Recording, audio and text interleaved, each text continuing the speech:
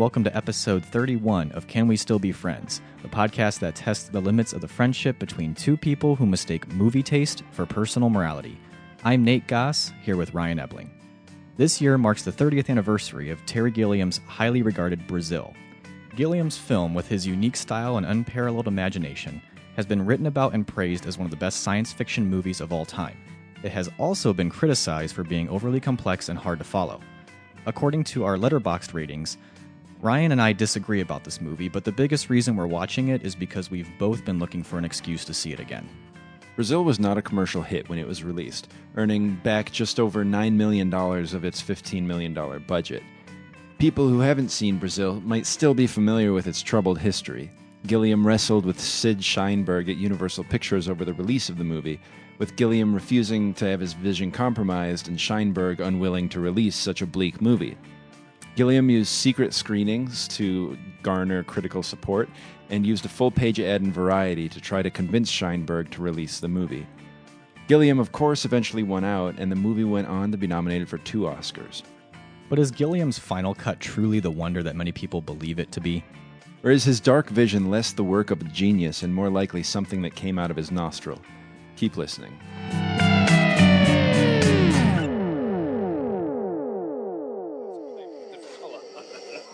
But wouldn't it be simpler just to, work with... for me, please? Sorry, yes.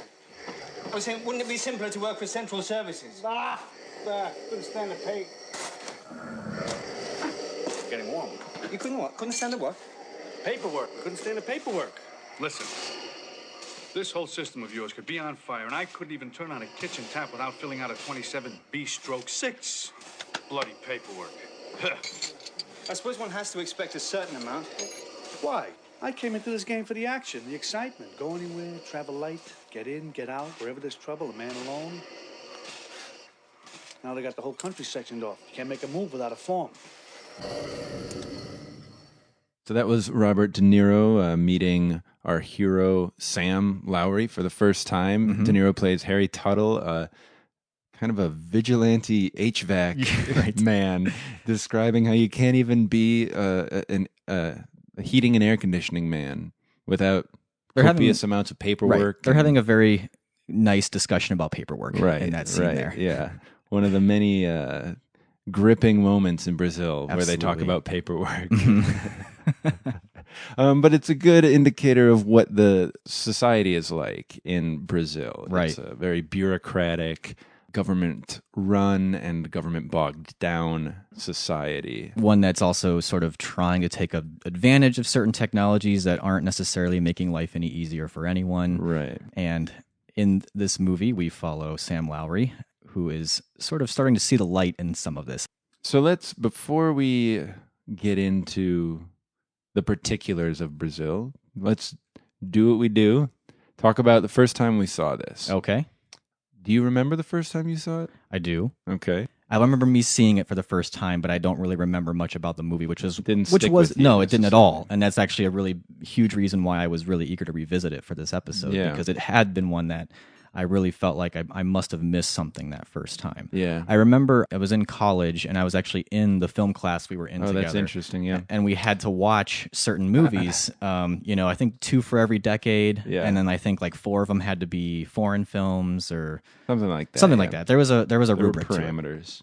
And I remember I was also simultaneously in a different class in college with another mutual friend of ours, Tim Yoder, who was actually Okay. on this podcast way back when we did our Quentin Quentin Tarantino I episode. think we forgot to ask him to be on the Brazil episode. He should but have he been would on been this a great episode. one. He would have been absolutely fabulous. Sorry, Tim, if you're listening. It's our misstep. Yeah, it would have been good. But Big Brazil fan. he knew that I was in this class, and we were just kind of having a casual conversation about what movies I was planning to watch. And I don't really remember the particulars of the conversation, but I know he said, "Oh, you should really watch Brazil. It's one of my favorites.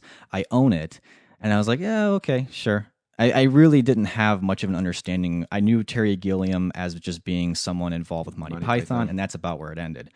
So we both know how Tim can be. So the next time I show up for class, he's like, "Oh, here's this movie. I brought it for you. You can watch it. You can just keep it, bring it back whenever you feel like giving it back." Yeah. So I was like, all right, well, now I guess I got to watch this thing because he's going to ask me. I know. That's Which I really do love about the guy. no, absolutely. It's funny that you say that. The first time I met him, the first time I was introduced to him. I was hanging out with a friend of mine, and immediately, he had known that I liked movies or something, but had heard that I hadn't seen The Seventh Seal. Which is the second movie he gave to me. I'm sure. That's so funny. I'm sure. Yeah. And he lent it to me. Like the first time he ever met me. Right. He gave it to me. And I was like, oh, okay.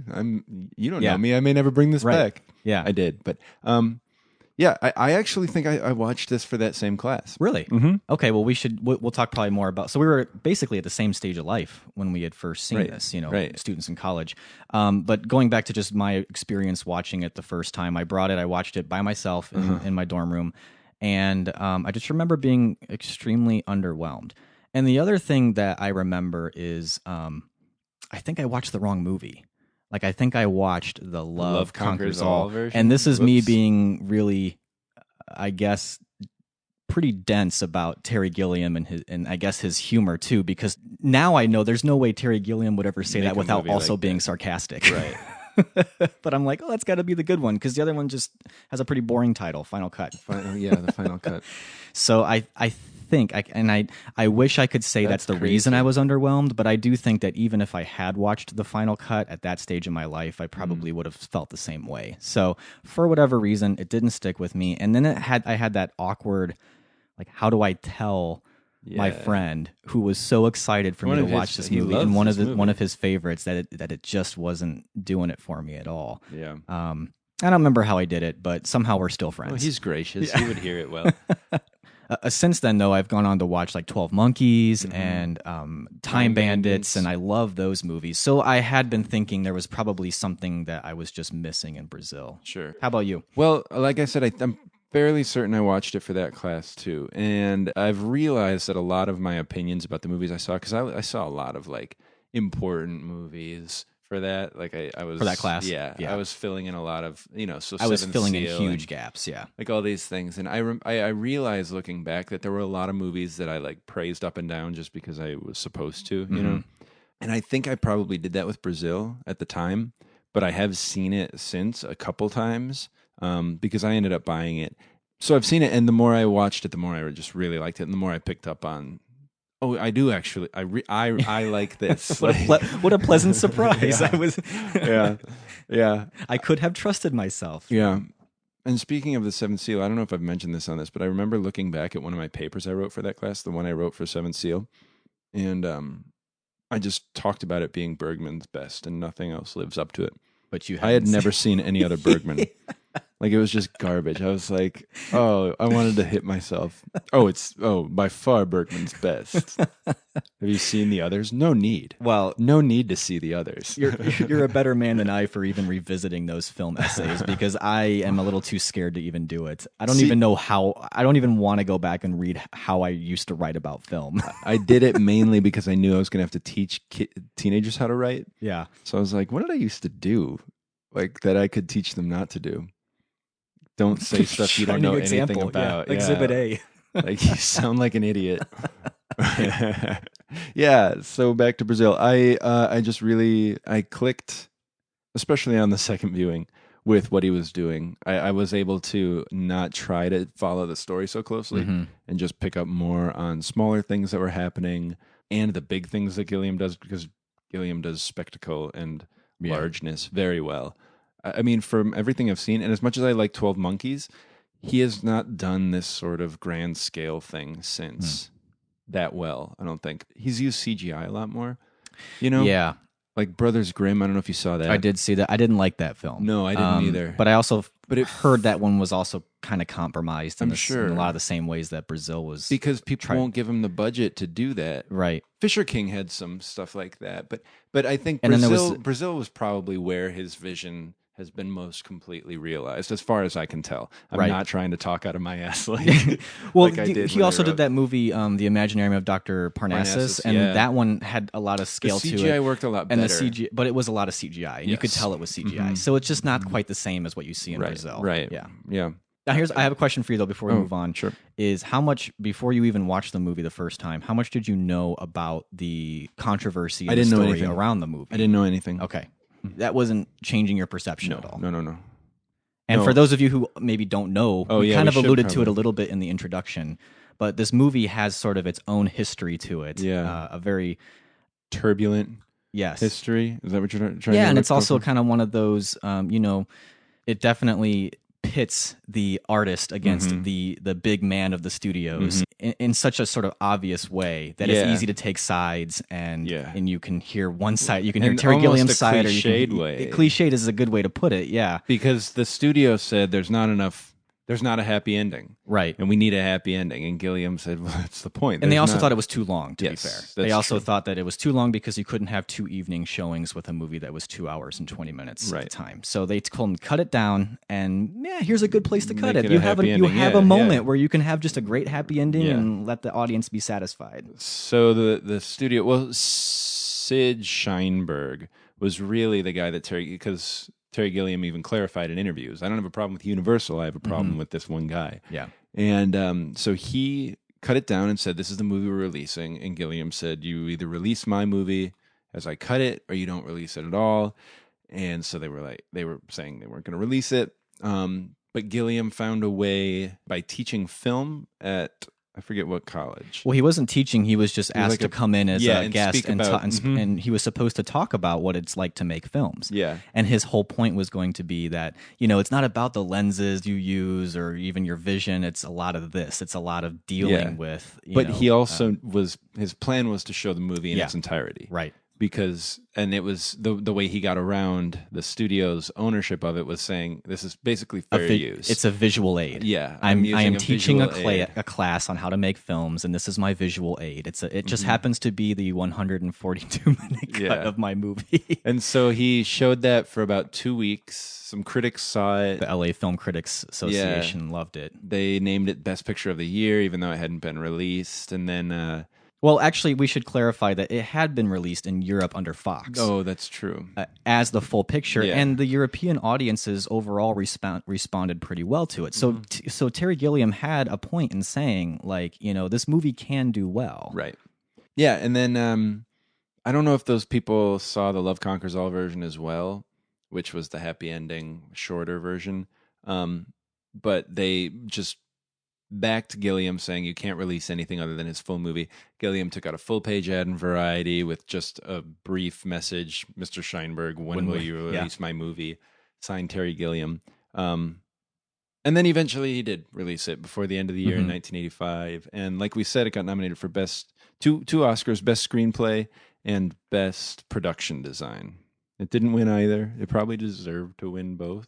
I don't know about screenplay. I don't remember. I don't know much about that year, But to the be production honest. design in this movie is unbelievable. Oh yeah, it's really good, and really more to the point, or more importantly, it's just sort of had a really strong legacy as a cult film. Yes. that a lot of people love. And just the fact that, that it was almost never seen is just adds to its Right. It's kind of reminds me of like that whole Allure. Wilco story about Yankee Hotel Foxtrot. Yeah. You have those things that come up every once in a while where it's like the artist has their vision, the studio or the record label wants to compromise that Producer or vision, and the artist sticks to their guns and wins out in the end. Yeah. And so those stories are always things that people sort of hold on to, and they end up making that original work more mythological than maybe it would have been if it would have just been released originally Right. in a normal sort of way. Yeah.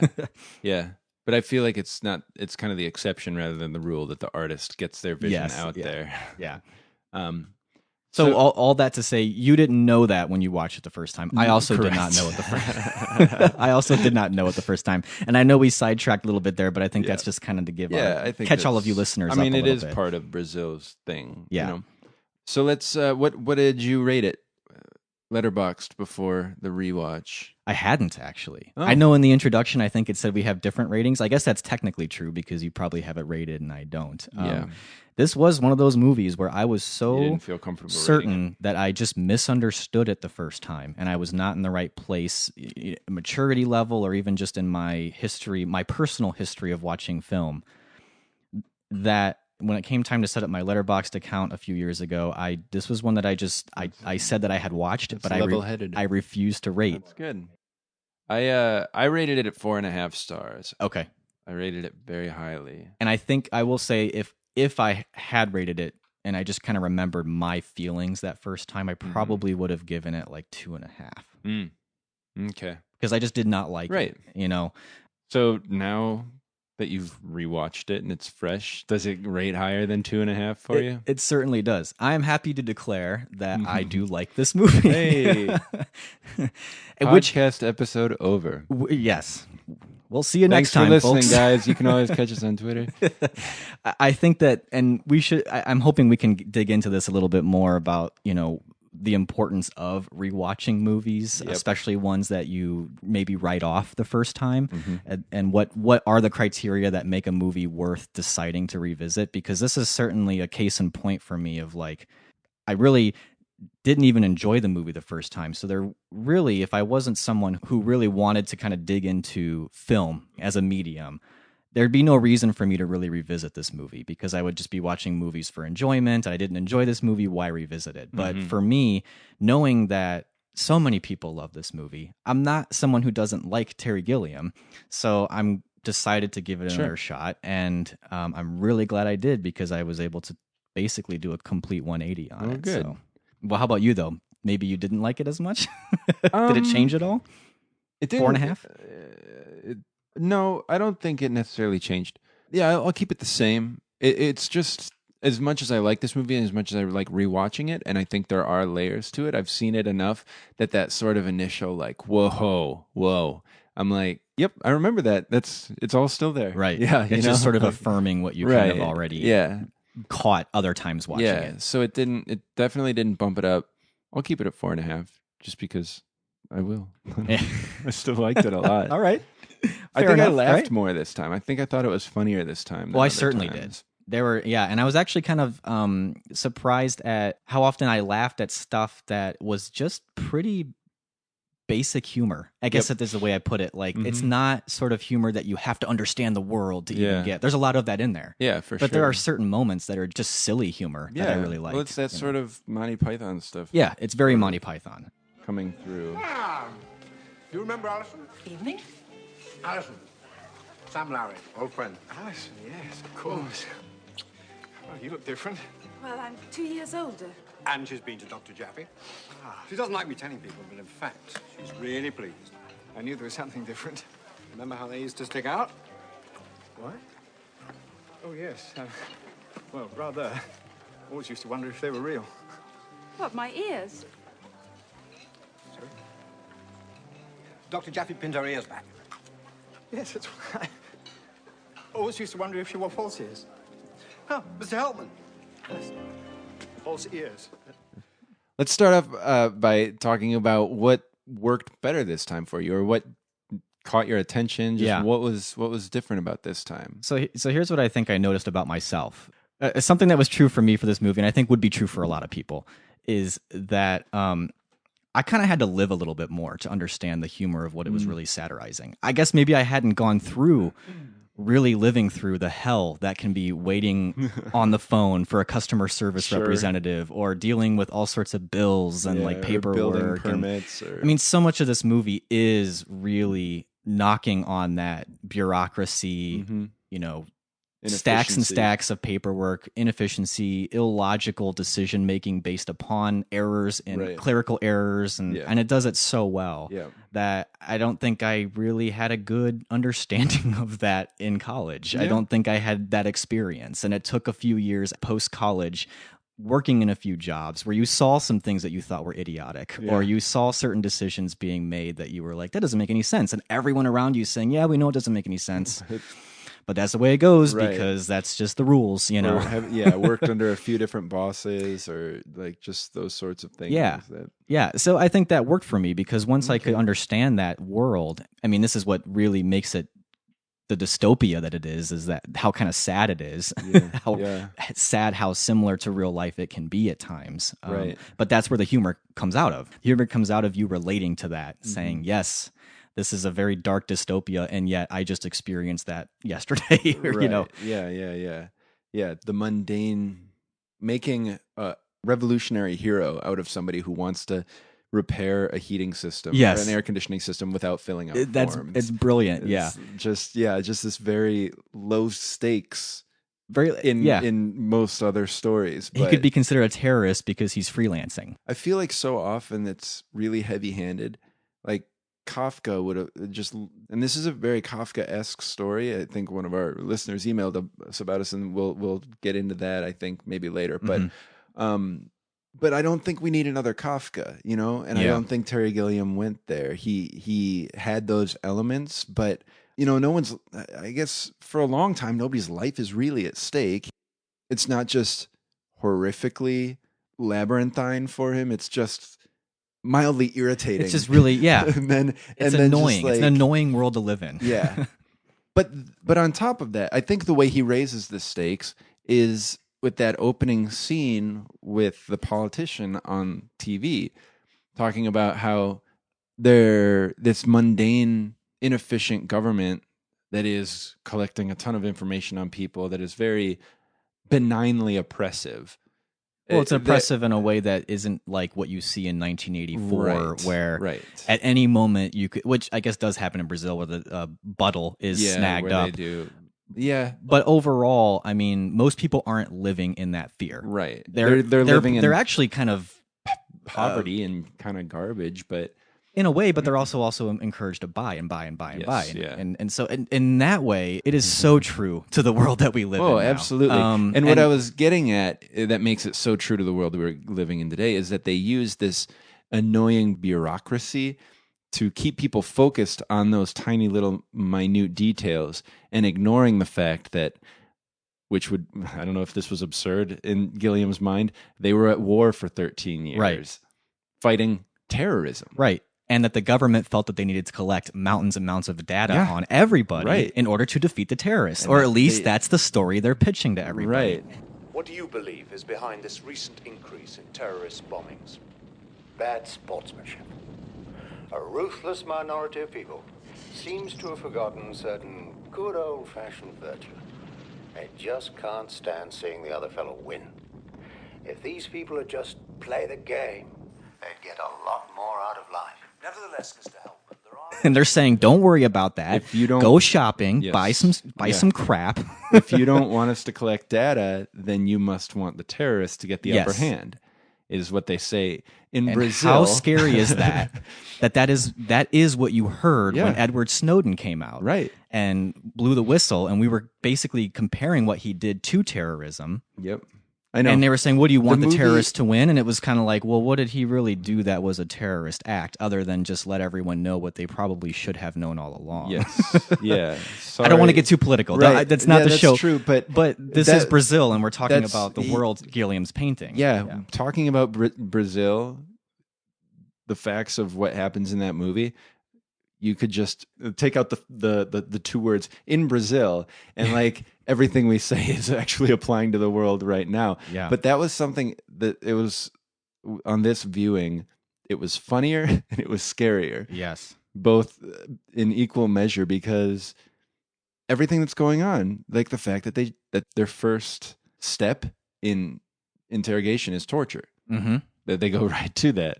And that the person who's doing the torture doesn't ask the question about whether there was that clerical error or whatever. He just says, hey, if the person was brought to me, that's the right person. Yeah. So they need to be tortured. This is what we do. Mm-hmm. And if they died during that torture, the clerical error kept me from knowing about his heart condition, that's not my fault. I tortured him according to the paperwork. Yeah. No, I only know you got the wrong man.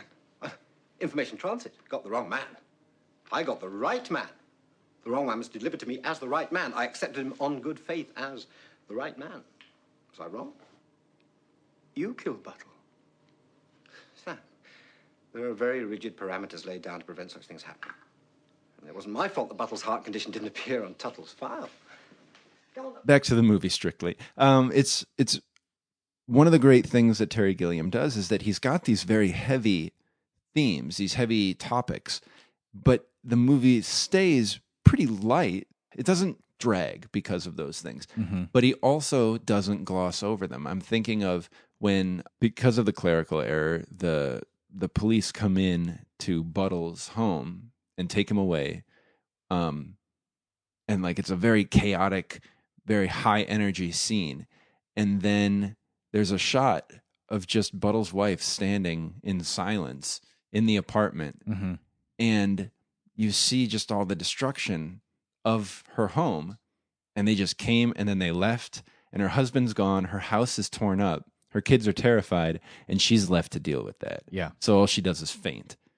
And like, it's kind of funny that the way she faints, but the length of that shot and the silence of that shot following everything just draws real attention to, and this is how it affects a single person. Yes. You know? You also see Terry Gilliam lending weight where he needs to in the scenes like where you actually do have a terrorist explosion. Mm-hmm. And you do see blood and chaos. Oof, and yeah. and and the thing is, that's important because in a way, it's a very complicated message he's sending, because in some way you are actually supposed to maybe not empathize, but at least understand how someone could become a terrorist in this situation. Yeah. Because you have the De Niro character, the Harry Tuttle character, who is considered a terrorist, and he's just the HVAC guy. Yeah.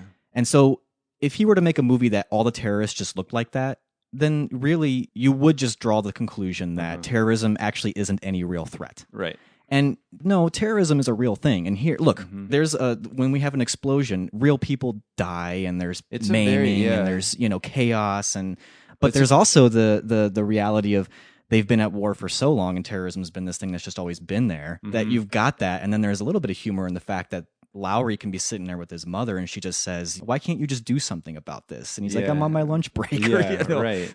Yeah. So there's still that same humor is a through line in the whole thing, but you still have those moments that are very real when it needs to be gruesome, or when it needs to have that real weight on the consequences this has on regular people. Well, there's two serious bombing scenes, one in the restaurant early and one in the store later, and they're pretty different.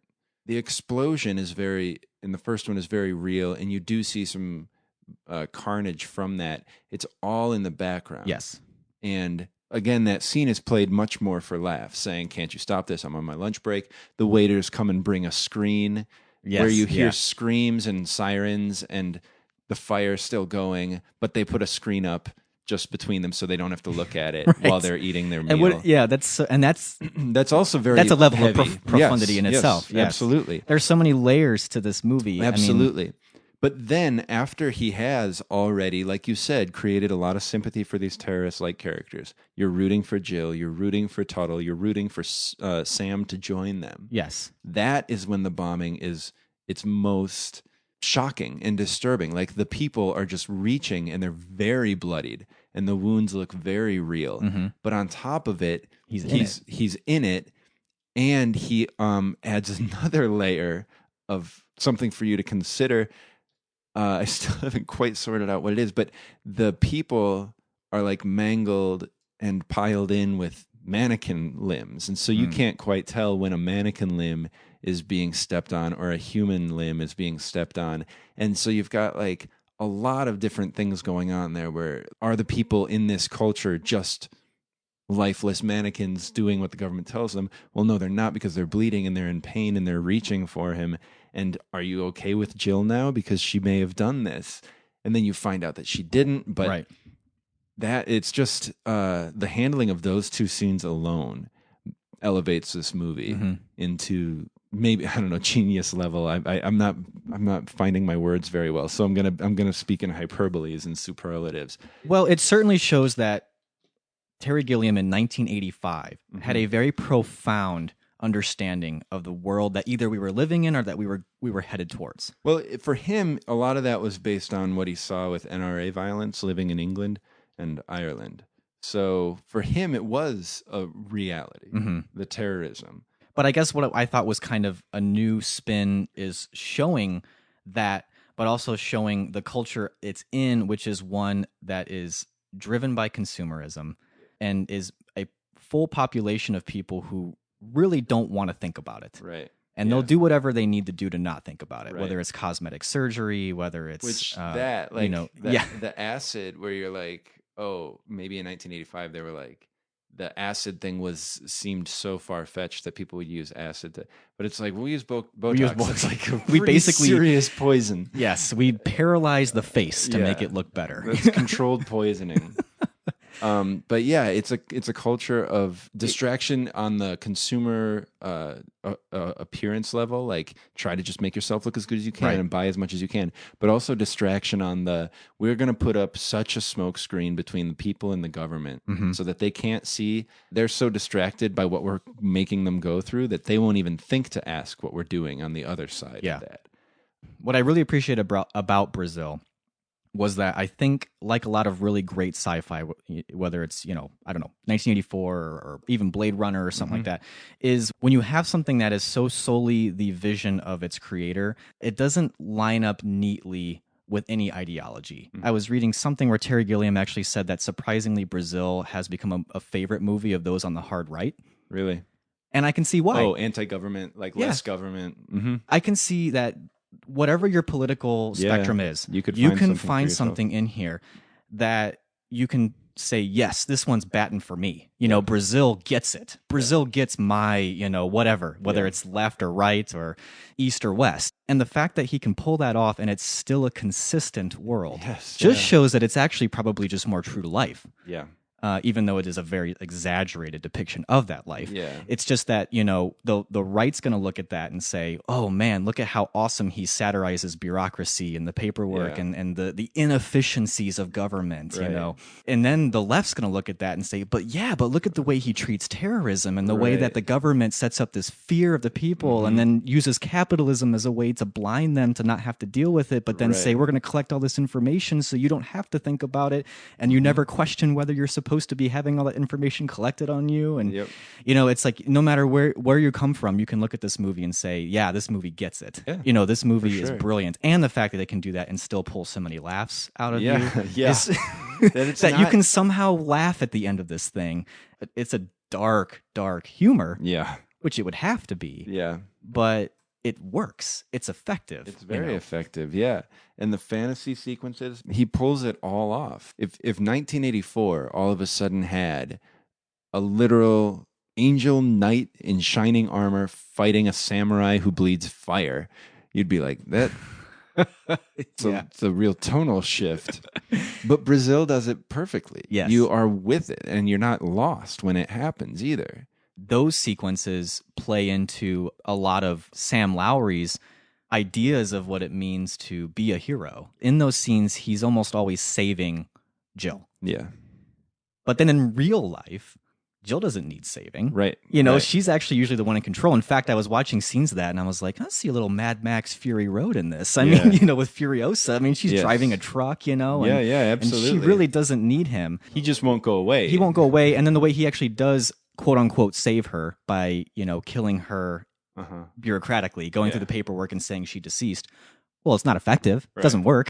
So those fantasy scenes, it's so interesting the way that you would portray a man in this society. Yeah. His dreams are all about trying to just be a hero of some sort and save the girl. The naked Greek goddess, basically. Right. Yeah. Maybe the movie was, Gilliam was sort of hinting that his fight against the system would be in vain because his fight to save her wasn't necessary and it was misguided when translated to real life. And the samurai sort of representing, the system and all that stuff. Mm-hmm.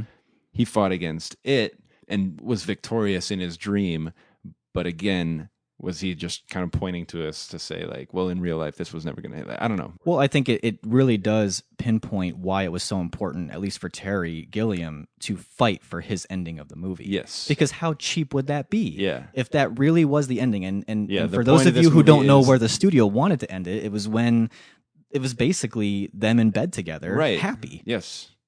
Yeah. Which basically all that does is fulfill his male wish fulfillment. Right. Of like, yes, I got the girl. I did it. I'm the hero. The point was me being a man and saving the girl. But that's not the point of the movie at all. It really ruins the entire intention of the movie. Yeah. Which is that even your dreams, even the things that you thought would make you a noble person. Yeah. Those were all in vain. Yeah.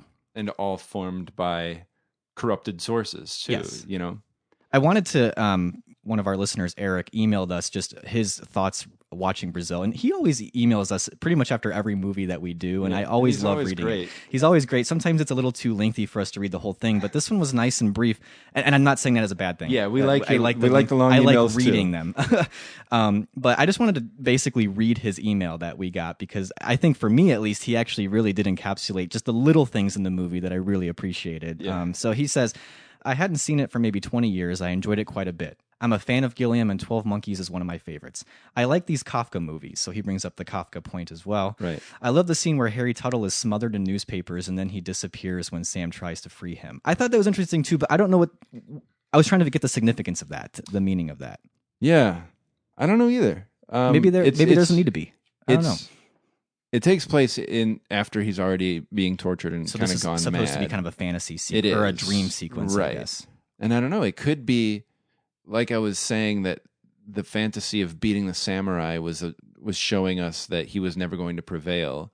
This might have been a way of showing that, like, through the paperwork that Tuttle was fighting against, it ended up, in his dream undoing him, and the government was going to win. The paperwork, the smokescreen was going to keep doing its job. Yeah. I don't know. Interesting. Otherwise, I also kind of read it as he's sort of this hero figure, kind of like a Batman figure where he can just disappear. Oh, yeah? These papers could swallow him up, and it looks like he's going to be defeated, but he's just gone. Oh, so you read it a little bit more positively. I guess, yeah. Okay. I'm more like a movie studio. That's why you have the Tuttle Lives button? I do, yeah. Okay. I made it up before the episode. Yeah. So I'm going to go back Keep to with Eric's Eric, email. Yeah. So the desk shared through the wall. What a great idea. I love the ducks and the ducks, DUCTS, and all the mechanicals revealed when Tuttle removes the wall panel. Mental illness, technology, plastic surgery, terrorist bombings.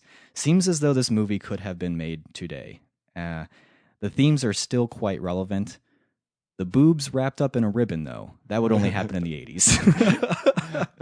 Yeah, he's right about everything. Yeah, spot on, Yeah, Eric. That was great. And I like that you just, that Eric mentioned the desk in the wall, the ducts behind the panel. Yeah. That's just the fully realized, detail-oriented vision of Terry Gilliam.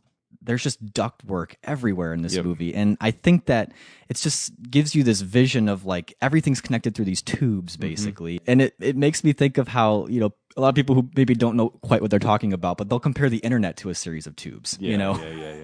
And it just makes me think like, even today we kind of have this understanding of information going through all of these complicated networks of tubing. Yeah, I think this movie kind of, you see its influence in a lot of weird kind of ways. Like right. It'll pop up in...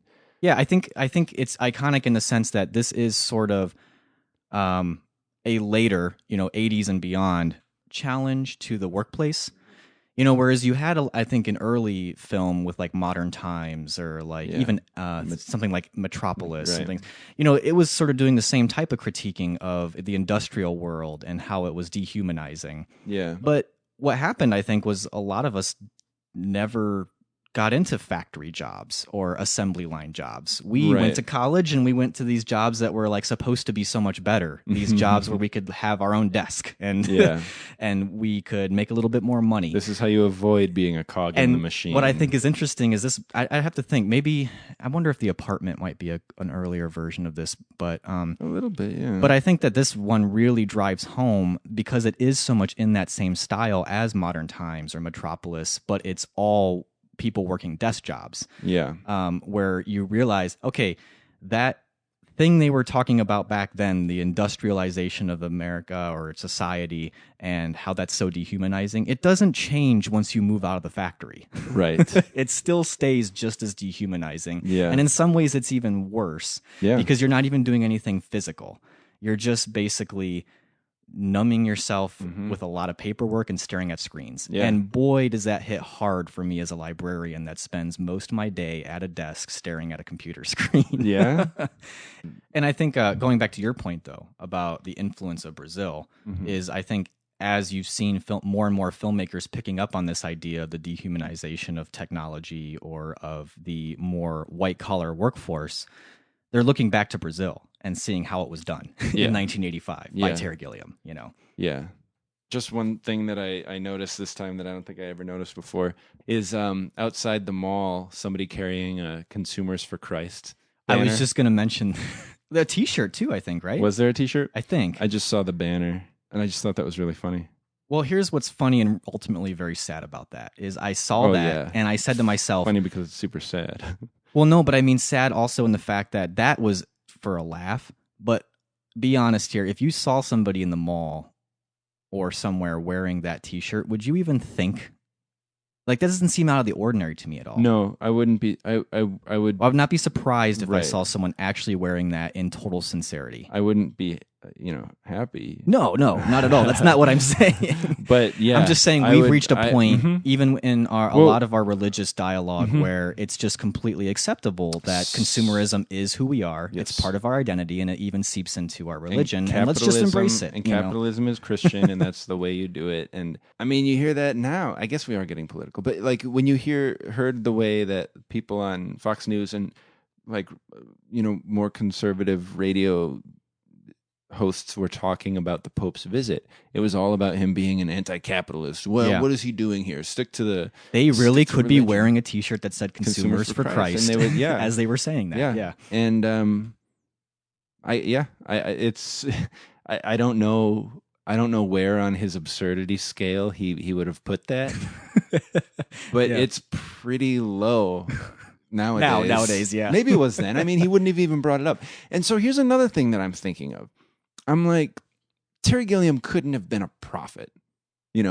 Like, if we keep on this track, we're perfect now. No. It just kind of bums me out that I'm like, oh, this isn't going to change. Right. It was this way when I was born. Any nostalgia is just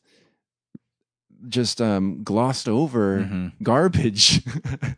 I think it all comes to nostalgia in this podcast. I know. We should just... That's got to be in the title. We got to find a way. Yeah. Can we still be friends and nostalgic? But it's just... it kind of drives home that point. And we talked about this last night with a friend of ours, talking about Howard Zinn's book, The People's History of the United States. Yeah. How you read that book and the silver lining, albeit a fairly tarnished silver lining, is... people have felt horrible about the government, and people have been killers and oppressors and racists all throughout history. Right. And at the same time, we've made it. We're still alive. And there are still good people with good hearts out there. And that's about it. That's about the positive you can take from it. Right. So I'm looking at Brazil, and I would love to believe that Terry Gilliam was some sort of prophet. And now we watch this movie and say, oh, he was right and nobody was listening. He was right about us now, but he was almost certainly right about them then. Yeah, and here's where I kind of had a similar thought, and where I sort of classify it, I guess, is that I wouldn't say Terry Gilliam thought of himself as a prophet, or even that we would consider him a prophet.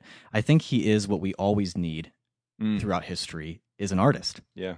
This is, I think, the role of the artist. The role of the artist is to constantly blare the horn and sound the alarm of, this is who we are, it's not good, and it's not acceptable. Yeah.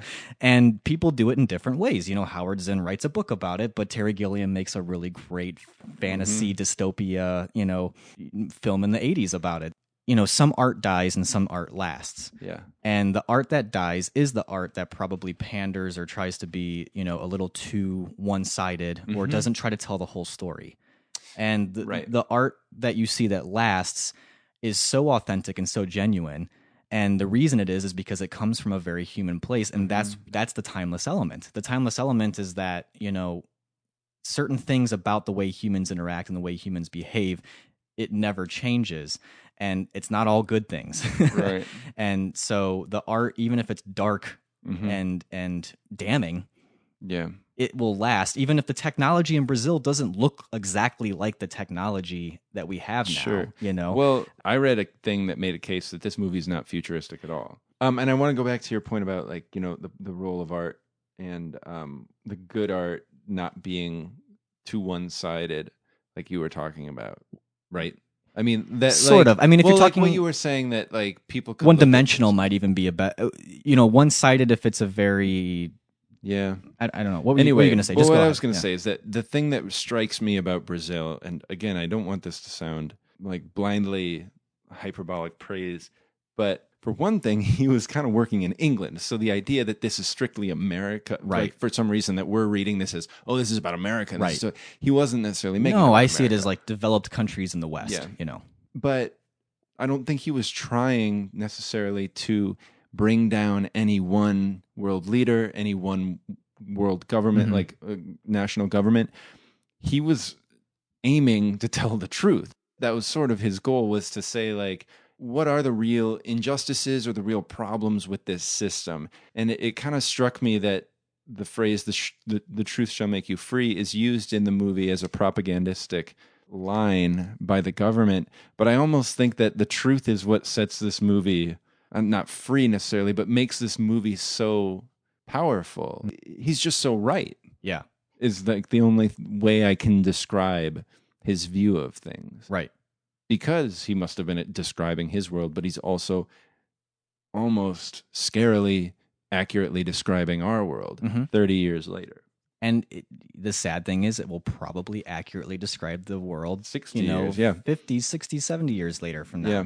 Hopefully, the war on terror won't be 60, 70 years old at that point. Sure. But when they said at the beginning of the movie, you've been fighting terrorists for 13 years now, that's almost exactly the same amount of time we've been fighting terror actively. Yeah. I mean, this movie is one that you just kind of want to give everyone, and I can see why Tim gave it to me. Yeah. Just say, like the now light I bulb went off. see. I get it now.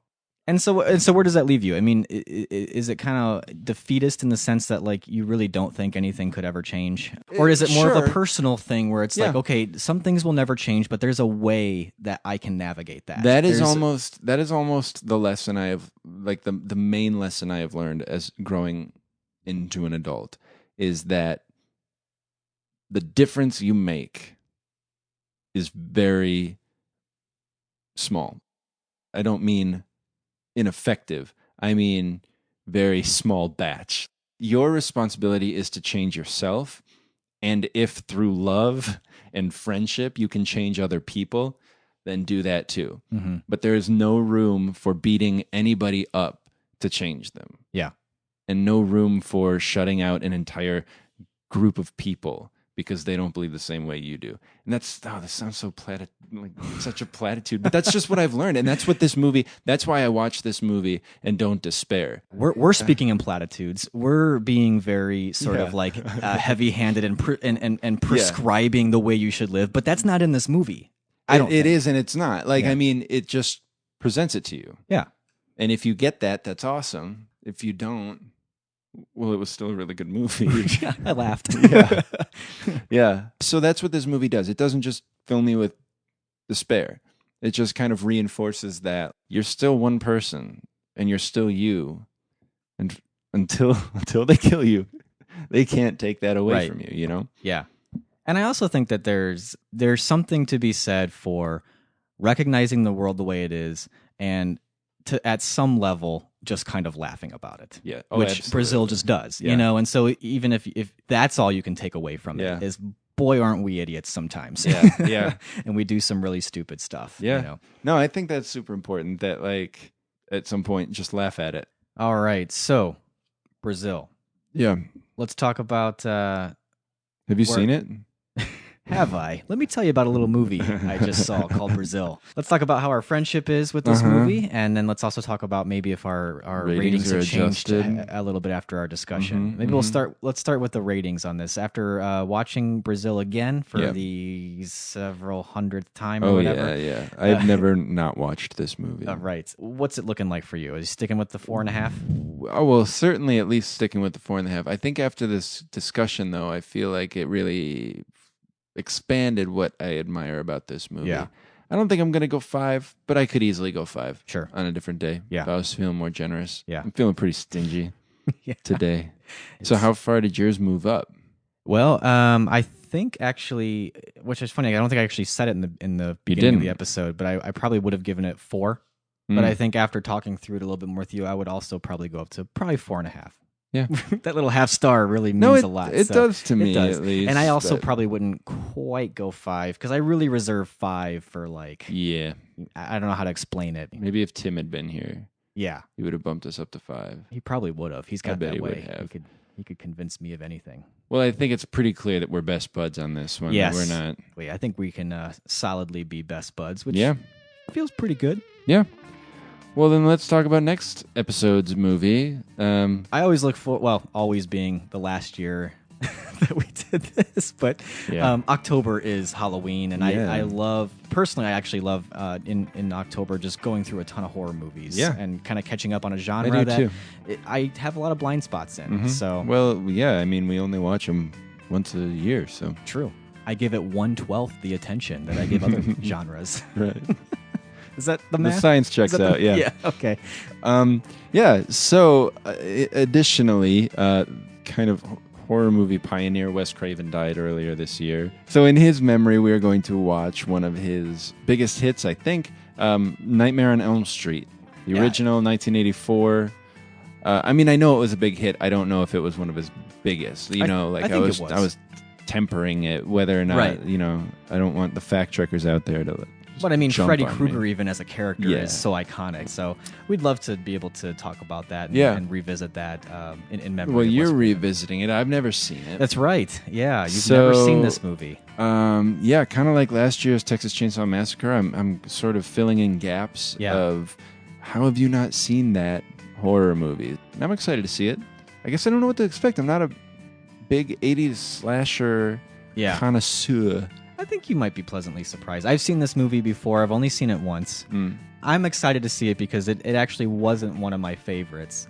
But I think once Wes Craven had passed away and you saw a lot of people sort of writing up about what they loved What he was about so him good and at. what he was so good at, I feel like I could watch it now and see some things I maybe didn't see before. So Mhm. I'm also excited to revisit this movie. So watch it with us. Yeah, please do. Let us know what you think about, Nightmare on Elm Street specifically. Maybe Wes Craven as a director, if you're more of a Scream sort of person, or if your Wes Craven film love stops at Music of the Heart, which I was surprised to realize this evening he directed, that Meryl Streep teaching violin to inner city kids in Harlem movie. Well, it really was sort of one of his unsung movies. I'm It was guessing. I his didn't see passion it, but you look at the project. plot and Yeah. you think it has to be good. That's you know? that's classic Craven. So you can find us on Twitter at CWSBF. Yes. Is our handle. We are also on Facebook if We that's are. your preferred social network. That's how hip we are. And we have a website too. Can we still be friends.net? There it is. And an email. Feedback at canwestillbefriends.net. Ooh, Nate's batting 1,000 in this pop quiz. Let's see if I can get this. And we one have a here. voicemail. Do I know the number? You can call the number. Do I know the number? Should I close your computer? Please don't. Let's see here. Just off the top of my head, Yeah. 847-306-9532. I have no way of confirming that. We would love to hear from you in any of those venues. We would give you Nate's home address, but we already have had a problem with paparazzi and fangirls. I would like to eventually be able to open the blinds at my house. If all of you listeners who just can't help but, camp out outside my home. Yeah. I love that you love the show. Yeah. But we need our privacy. Yeah, Nate and his boys are suffering from rickets because they can't even go outside to get sunlight. So if you problem. could A respect real problem. his and his family's privacy at this time, that would be great. Well, thanks, Ryan, for bringing that up. It's hard for me I know to you bring it didn't up. want to. Yeah. I know you thought you would sound ungrateful. Right, and I'm not. I'm You're not at all. And I know you're not. I love my fans. My fans love me, obviously, a true. little too much. Yep. Yeah. Which is a natural thing to happen. He's the Paul McCartney of this duo. I'm the John Lennon, Ringo Starr, and George Harrison. Oh. Yeah. Being modest, are we? No, I'm willing to be the bad guy here and say The dark horse. leave You're Nate willing to do that, alone. yeah. Leave Nate alone. But all those other avenues are perfectly appropriate. Facebook, Twitter, the phone number. the Stitcher, emails, iTunes, anywhere you listen to podcasts. Keep that up, but the stalking keep down. Right. And maybe you could take away the stalking and replace it with a nice, healthy 5-star review on iTunes. Yep. That is acceptable appreciation showing. It's exactly how I would have put it. Thank you. I teach English. I have a way with words. Anyway. Right. Well, thank you so much for listening to our conversation of Brazil. We certainly enjoyed watching it, as you can tell, and so I hope if you watched it with us, you also enjoyed it. We just want to thank you always for listening to what we have to say. We certainly appreciate it. We do. So watch Nightmare on Elm Street with us, and we will catch you next time in the spooky month of October.